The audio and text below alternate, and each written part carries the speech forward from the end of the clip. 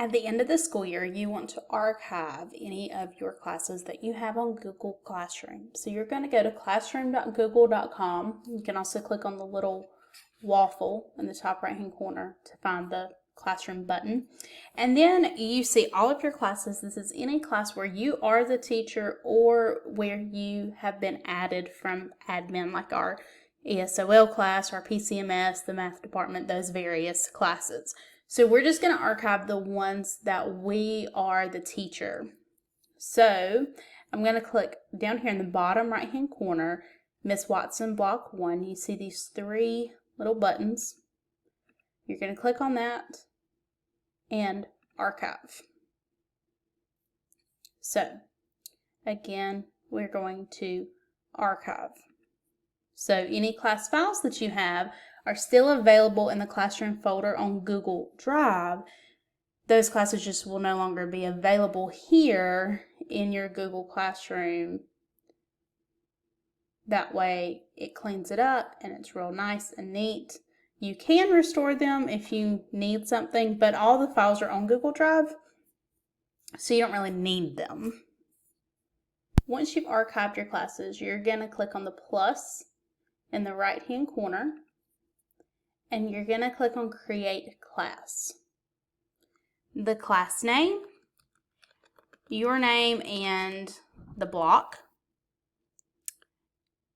Section, some teams choose to name their classes by color, that way, because if you say that it's your first block, but then your partner, it's not their first block, so sometimes it's easy to identify your classes by color.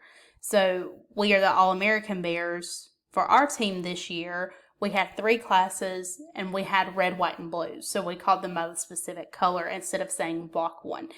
If your team chooses to do that, you can put that section, that color as your section number. Of course, you don't have to. So this is a math classroom, and I am room 707, and we're going to create it. Now, the easiest way to get students in your classroom is going to be when they are sitting there on the first day of school and you have everybody on a Chromebook and you can show them this code right here. So in the top, you're going to see class code and it's going to have a bunch of letters. If you click on the box beside it, that will display it.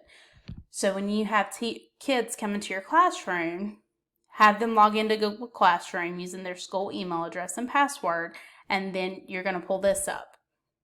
They are going to click on that top right-hand corner, and instead of clicking Create a Class, they're going to click Join Class.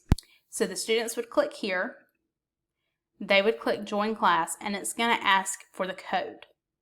That's where they're going to type in this code, and they're going to type that into there and click Join. Now, of course, because I'm the teacher of this class and I'm logged into my own account, I cannot show you what that looks like, but it's just going to bring them to the student view of this classroom. That's all it's going to do. Okay, so once you are in and you have your students in, you'll be able to see them here whenever you click on people at the top. If you have a co-teacher, you're going to click Invite Teachers and type their name or email address and send them an invitation. So you set up your Google Classroom, you invite your co-teacher, now you are both teachers in the group. You can both comment, you can both grade, you can both access the student work, all of that stuff. Anything that you post, you're going to click here and post that, and I will do a separate video going over how to create content for your Google Classroom. However many classes you have, maybe you want to have a different Google Classroom for each class. Maybe you want one that has all the students in it. I like having 3 different classes for 3 different Google Classrooms for my 3 different classes, or 4 different Google Classrooms for my 4 different classes.